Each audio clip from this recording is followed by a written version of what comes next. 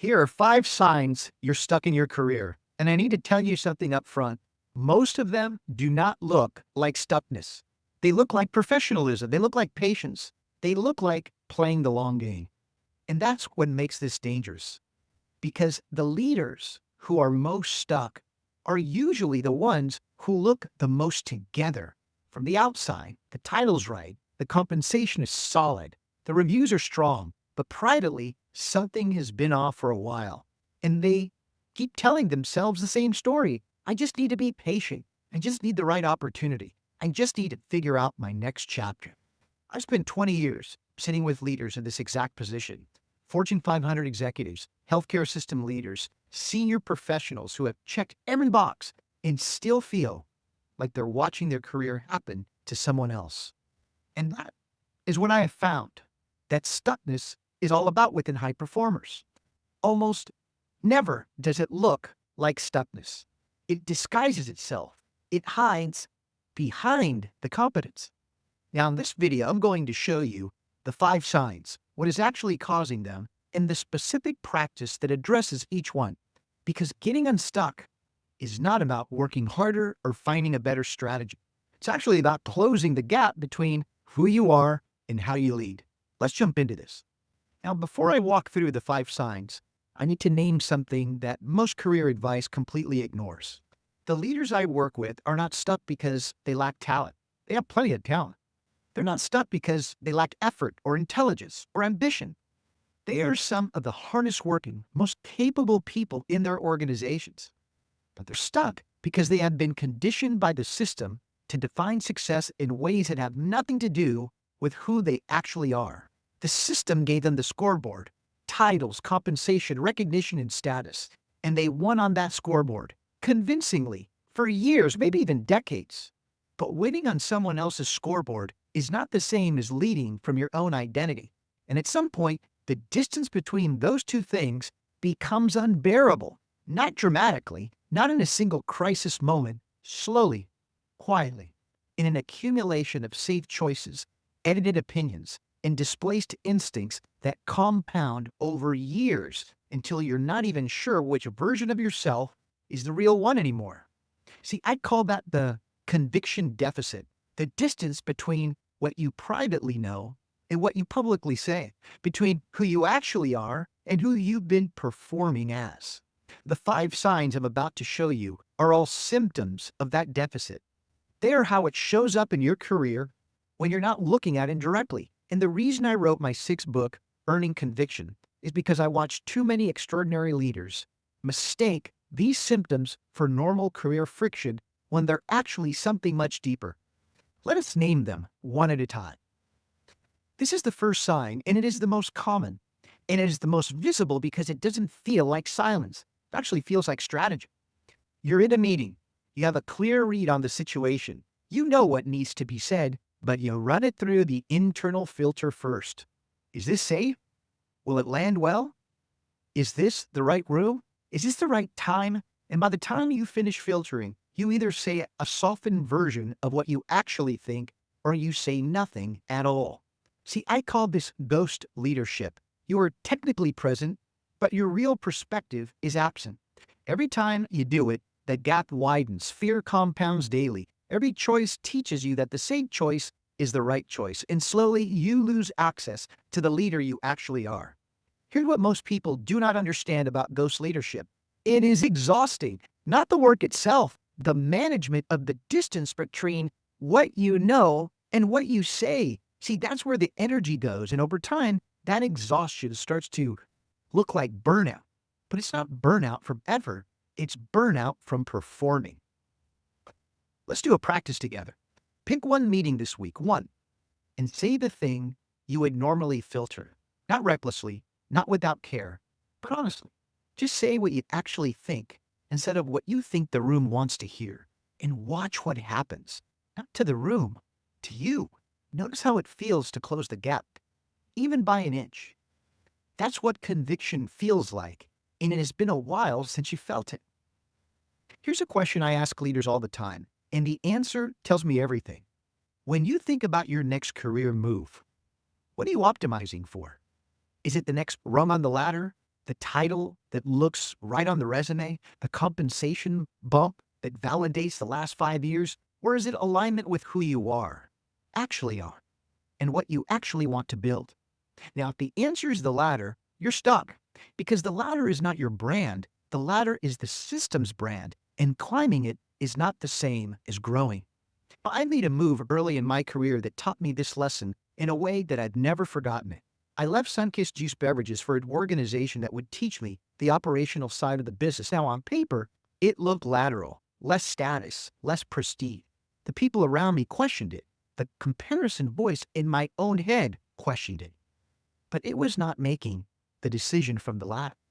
It was making it from my brand, my identity, from the leader I was building. I needed that operational experience to become who I was actually meant to become. And the only way to get it was to let go of that old scoreboard. Said I should, supposed to do next. See, that decision was not popular, but it was correct. Okay, the next practice. Can you describe your personal brand in 2 words? Not a paragraph, not a mission statement, just 2 words that contain everything essential about who you are and what you stand for. See, my own personal brand distills into these 2 words: identity enabler. Those 2 words, well, they contain everything. If you can't answer that question, the next time you make your career move will be based on the latter by default, because you have no alternative compass. Define your brand first, then let it navigate the move. Okay, this one's subtle, and it is everywhere in senior leadership. Here's a test I use with executives. When you're discussing the progress of a project or someone asks you how confident you are that you will deliver it on time, what number do you give? Well, most leaders say 100% because they want to project confidence and protect their credibility. But an honest 60% is infinitely more value because it opens doors to the team to step in, contribute, and close the gap together. You see, real confidence does not perform, it informs. And the leader who informs, who tells the truth about where they are and trusts the people around them to respond, builds something that the leader who performs never can. And when you're stuck, you perform more, not less, because stuckness creates insecurity, and insecurity creates the need to look like you have it all figured out. So you project certainty, the certainty that you do not feel. You give answers you have not fully thought through. You manage the perception instead of telling the truth. And here's the most costly thing that nobody calculates. When you perform confidence, you teach everyone around you that confidence is a performance. Your team stops bringing you the real information because they think you only want the polished version. Your peers stop collaborating honestly because the relationship has become performative, and you end up more isolated, not less. That's what I call career quicksand. The more you perform, the deeper you sink into a version of leadership that's not yours. Let's do another practice. The next time someone asks you a question where the honest answer is uncertain, say the honest number, not the performative one. I mean 60%, 70%, whatever, it's real. And then invite the room to close that gap with you. That single shift from performing to informing will change the way your team responds to you more than ever. See, that's the difference between being authentic and performative. I mentioned a 2-word test a moment ago. Let me go deeper on it because this sign is one of the most revealing. Okay, here we go. Focus here with me. Try this. At the next dinner party, the next networking event, the next time someone asks you what to do, answer without your title, without your company, without your industry. Answer with what you stand for. If that feels impossible, you've been living inside the scaffolding so long that you have mistaken it for the building. See, the title is not you, the role is not you, the compensation is not you. Those are external markers. They are the system's way of organizing you. And they are useful, but they're not your identity. They're not your identity at all. When I ask leaders this question, what do you stand for in 2 words? The most common response is a long pause, followed by a list of things that they do. Not who they are, not what they stand for, what they do. And that tells me the conviction deficit has been operating for a long time because the gap between doing and being is the gap this entire body of work exists to close. My father, Frank Yopes, understood this distinction in his bones, in his soul. He came to this country from Cuba, Cornell graduate, pioneered crossover music with Los Yopes, went on to be one of the three chemists who formulated Miller Lite. He could have been defined by any of those achievements. But when I think about my dad and who he was, none of those things come to mind, except two things: immigrant perspective and earned conviction. His identity was rooted in something deeper than any title or accomplishment. And that rootedness is what allowed him to build, to reinvent, to keep going when the external markers disappeared. Keep going, son, keep going. That's what he told me. And that phrase has nothing to do with titles. Let's do another practice and sit with this one for about 10 minutes. If someone knew your leadership well, had to describe you in 2 words, what would those words be? Write down whatever comes to mind. Then ask yourself, are these the 2 words I would choose? See, the gap between those 2 sets of words is where your brand clarity work lives. And until you do that work, you will keep defining yourself by the scaffolding instead of the building underneath it. This is the deepest one, and it is the one that holds everything else in place. You know something needs to change. You've known it for a while, maybe years. You can feel that gap. You can feel the distance between the leader you are and the leader you really are, the one that's performing. You can feel the conviction deficit widening every quarter. But you're waiting for the right opportunity, waiting for the right moment, waiting for someone to tell you it's okay, waiting for the organization to actually create a role that fits who you actually are, the one that knows who they are privately and brings that with them publicly. Waiting for the tone, the external environment, gives you permission to become the person you already know you need to become.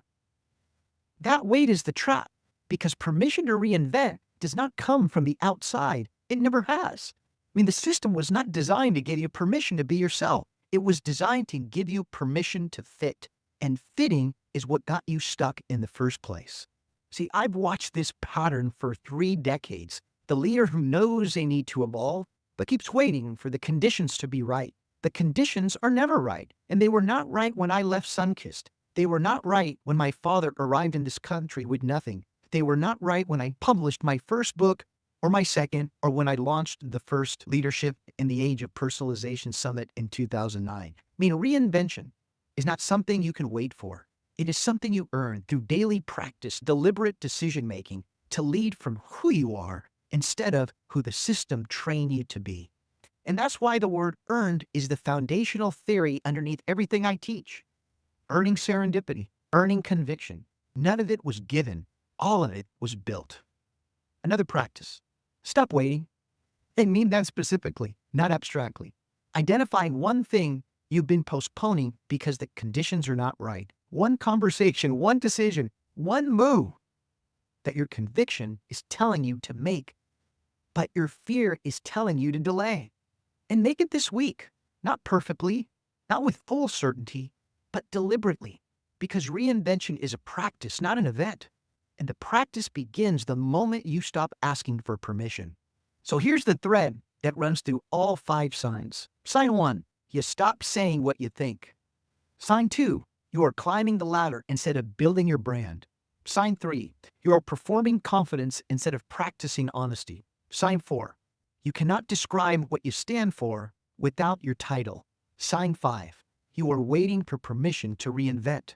See, every one of them is a symptom of the same root cause, the conviction deficit, that gap between who you are and how you lead, between what you privately know and what you publicly do.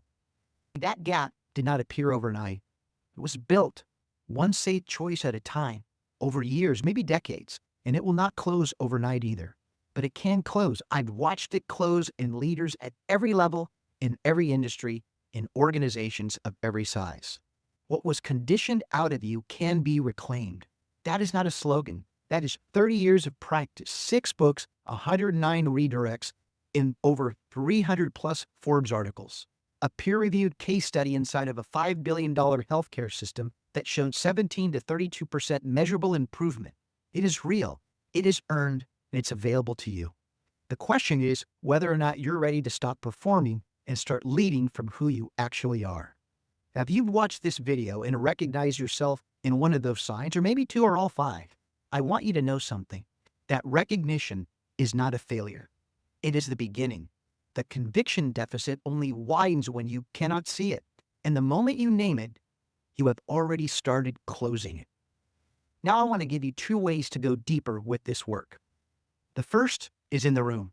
On June 13th, I'm hosting the Reinvention Summit in Cary, North Carolina. 60 seats, 10 hours, one room full of leaders who are done performing and ready to do the real work. This is not a conference. It's not a keynote that you sit through and forget. It is a full-day intensive where we close the conviction deficit together, face-to-face, in a setting designed for exactly this kind of work. If you're ready for the room, the link is in the description. Seats are limited because the work requires an intimate environment. The second is in your hands. My 6th book, Earning Conviction, launches July 7th.